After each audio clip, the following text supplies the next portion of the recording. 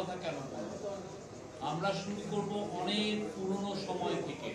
আমরা শুরু করব 28শে অক্টোবর 2006 থেকে। আপনার মনে আছে 28শে অক্টোবর 6-7 জনকে পিটিয়ে মারা হয়েছে। গণমাধ্যমের ভূমিকা কি ছিল? গণমাধ্যম ঠিকই জানতো যে কিভাবে ভায়োলেন্স ইনসাইট করা হয়েছে। রোগী বইটা কে আনতে বলেছিলেন? যে না, আমি রাস্তা দখলের যে রাজনীতি, এটা এই যে আপনি তখনকার যে রিপোর্টগুলো দেখেন, ওই পরের দিন 29শে অক্টোবর 2006 এর রিপোর্টগুলো দেখেন। এটা নিয়ে কি সিরিয়াসলি আমরা কোনো রিপোর্ট করেছি? কার রোল ছিল এই ভায়োলেন্সে? গণমাধ্যমের ভূমিকা সত্যিকার অর্থে গত 16 বছরে আমি বলবো যে কিছু কিছু ক্ষেত্রে অনেক হিরোইক রোল প্লে করেছেন।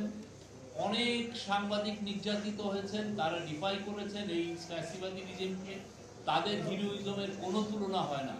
তারা তাদের ফ্যামিলিকে বিপদে ফেলেছেন, তারা তার কমিউনিটিকে বিপদে ফেলেছেন, কিন্তু তারা সত্য বলতে পিছু পাহান নাই। আমি সেই সমস্ত সাংবাদিকদেরকে স্যালুট জানাই। সবাইকে বলি যে আজকে যে জুলাই আগস্টে যে বিশাল একটা গণ অভ্যুত্থান হলো, বাংলাদেশের ইতিহাসে একটা আনপ্রেসিডেন্টেড গণ অভ্যুত্থান হলো, এই সাংবাদিকদের, এই যে অকুতোভয় সাংবাদিকদেরকে আমি ফার্স্টে স্যালুট জানাই। আমি শুরু করছি। কিন্তু আমাদের এই যে 16 বছরে যে ভয়াবহ একটা ফ্যাসিবাদী রেজিম হলো, এইটা ফ্যাসিবাদী ব্যবস্থা কায়েম করতে হলে সম্মতি উৎপাদন করতে হয়। এই সম্মতি উৎপাদনের কাজ করেছেন বাংলাদেশের বিশাল সংখ্যক সাংবাদিক বৃন্দ। এবং এটা নিয়ে আমাদের সত্যিকার অর্থে আমরা বলছি যে ফ্যাসিবাদী সাংবাদিক, ফ্যাসিবাদী, আমাদের নিয়ে এটা নিয়ে আমাদের সিরিয়াস কাজ করতে হবে। আমরা বললেই কিন্তু ব্যাপারটা দাঁড়ায় না। আমাদের সবাই, আমি সবাইকে বলবো যারা সাংবাদিক আছেন, গত 16 বছরে কার কি রোল ছিল সেটা নিয়ে গবেষণা করে। কাউকে আমরা সুইপিং রিমার্ক না করি, কিন্তু আমরা প্রত্যেকটা এপিসে ঘুরে ঘুরে আসি, দেখি কিভাবে কার কি রোল ছিল, কে কিভাবে জার্নালিজমটা করেছেন। এটার ক্ষেত্রে আপনি এখনই যদি বলেন উনি ফ্যাসিবাদী, এ ফ্যাসিবাদী, তার চেয়ে বরং আমরা সবাই মিলে রিসার্চ করি, জানি যে কিভাবে ওনারা এই ভয়াবহ যে একটা আওয়ামী লীগ রেজিম, এই যে শেখ হাসিনার রেজিম, যারা বাচ্চা বাচ্চা ছেলে মেয়েদেরকে খুন করতে দ্বিধাবোধ করে নাই, তাদেরকে সম্মতি উৎপাদন কারা করেছিলেন, কিভাবে করেছিলেন। অনেকগুলো ঘটনা, আমি তো অনেকগুলো লিপিবদ্ধ করছি। প্রথম কথা হচ্ছে বিডিআর পরবর্তী জার্নালিজম আমাদের দেখা উচিত। তারপরে আপনার মনে আছে 2011 সালে যখন কেয়ারটেকার গভর্নমেন্ট কে অ্যাবলিশ করা হলো, সেটার জার্নালিজম আমাদের দেখা উচিত। 2013 সালের ডিসেম্বরে আপনার অনেকগুলো ছেলে মেয়ে নিখোঁজ হয়ে গেল। গুমের আগেও হয়েছে, ইলিয়াস আলী 2012-তে গুম হয়েছেন, বাট ওইটা একমাত্র, ওইটা ছিল হলো সবচেয়ে একই সাথে সবচেয়ে বেশি। আপনি দেখেন কয়টা পত্রিকা রিপোর্ট করেছে, কয়জন এগুলো নিয়ে কথা বলেছে, এবং এটা যখন রিপোর্টগুলো আসা শুরু হলো, কারা কারা আবার এই রিপোর্টগুলো নিয়ে, এই লোকগুলোকে নিয়ে কটূক্তি করেছে, কোন কোন সাংবাদিক। তারপরে আপনার 2014, 2018, 2024-এর ইলেকশনকে কারা কারা জাস্টিফাই করেছে ভয়াবহ রকমের, এবং তারা দেখাতে চেয়েছে যে এইগুলো লেজিটিমেট ইলেকশন, এবং এই লেজিটিমেট ইলেকশনের পিছনে তারা ভয়াবহভাবে সাপোর্ট দিয়েছে। তারপরে আইসিটি অ্যাক্টের কথা মনে আছে, সেই সময় এটা একটা ক্যাঙ্গারু অ্যাক্ট ছিল, ক্যাঙ্গারি কোর্ট ছিল সেই সময়। আমরা এই ইয়েকে আমরা রিফর্ম করার চেষ্টা করছি। সেই কোর্টের ওই আইসি ইন্টারন্যাশনাল ক্রাইমস ট্রাইব্যুনালের মাধ্যমে যে বিচারগুলো হয়েছিল, সেই বিচার ব্যবহারে যেই ধরনের ফাঁসি দেওয়া হয়েছে, সেগুলো নিয়েও আমাদের রিপোর্ট করা উচিত। আমি জানি অনেক পত্রিকা আইসিটিতে একটা যে দুর্বল একটা কোর্ট, সেটা নিয়ে একটা কথা পর্যন্ত লেখে নাই। তারা ভয় পেয়েছেন এতে কন্ট্রোভার্সিয়াল হয়ে যাবে, তাহলে এই ফাঁসির কাজটা হয়তো বা ব্যাহত হবে। আমরা খালেদা জিয়ার ট্রায়াল দেখেছি, সেই সময় আমরা অনেকের জার্নালিজম দেখেছি। আমরা জানুয়ারি মার্চে 2015 সালে যে অগ্নি সন্ত্রাসের কথা বলা হলো, এটা কারা করলো, কিভাবে করলো, এবং ওই সময় আপনার জার্নালিজমটা আবার আমাদের রিভিজিট করা উচিত।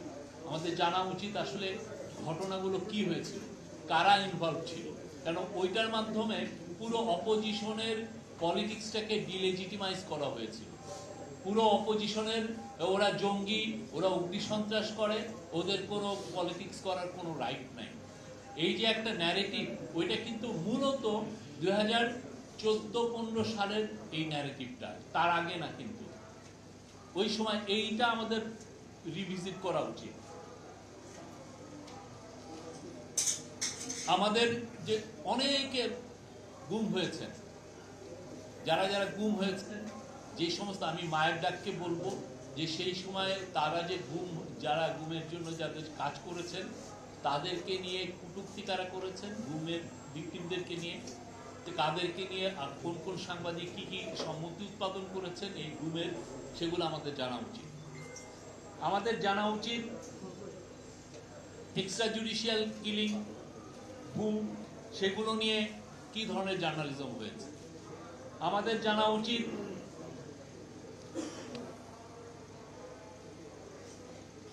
হেফাজতের পরবর্তী যে হেফাজতের শাপলা চত্বরের যে কিলিংটা হয়েছে সেটা নিয়ে কি ধরনের, আমরা এগুলো ইন্টারন্যাশনাল স্ট্যান্ডার্ডে আমরা এগুলো দেখব, যে জার্নালিজমগুলো আসলে কি হয়েছে। আমাদের এটা সত্যিকার অর্থে সবাই মিলে আমরা যদি খুব সিরিয়াস ওয়ার্ক করি, আমরা একটা ভারতের পত্র তৈরি করতে পারবো, জানবো যে আসলে কি হয়েছিল, আমাদের ব্যর্থতাগুলো কোথায়, কিভাবে ফাঁসিবাদের সম্মতি উৎপাদন করেছে, এবং আমাদের একটা কি এভিডেন্স হচ্ছে শেখ হাসিনার প্রত্যেকটা প্রেস কনফারেন্স 2009 থেকে 24শে জুলাই 2024 পর্যন্ত উনি অনেক, আমি মনে করি শখানেক হবে কিনা, উনি প্রেস কনফারেন্স করেছেন, প্রত্যেকটার কিন্তু বিবরণ আছে, কে কি করেছেন এগুলো দেওয়া আছে।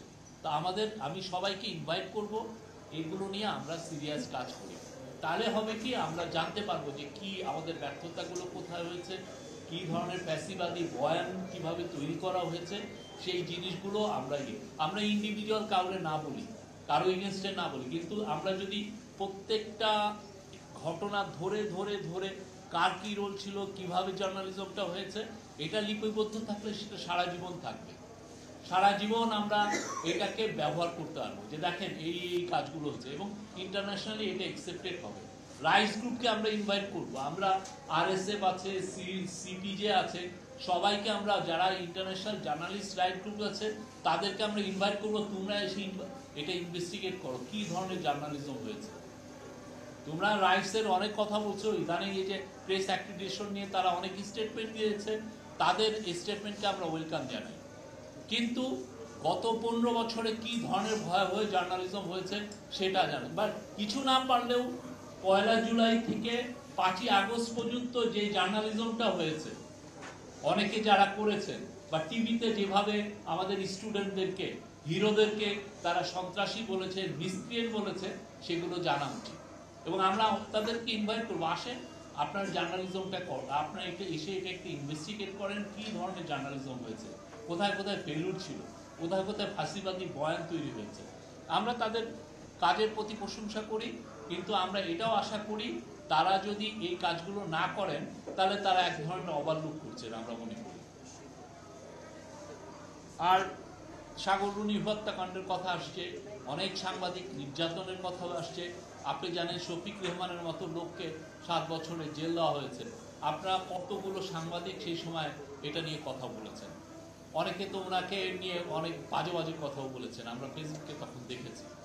হ্যাঁ, তো এই বয়ানগুলো আমাদের জেনে রাখা উচিত কিভাবে হয়েছে। আবুল আসাদের মতো লোক, উনি পৃথিবীর প্রত্যেকটা দেশে প্রত্যেকটা পার্টিরই একটা মুখপাত্র, উনি জামাত ইসলামের মুখপাত্র সংগ্রামের একজন এডিটর।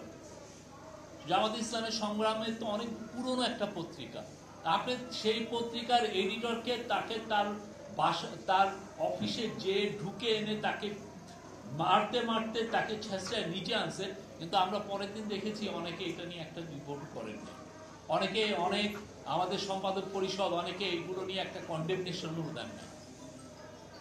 এগুলো তো, এই ব্যর্থতাগুলো তো ছিল। তো আমরা মনে করি প্রত্যেকটা বিষয়ে আমরা সিরিয়াসলি রিসার্চ করার দাবি রাখি। আমরা রিসার্চগুলোর জন্য ঠিক মতো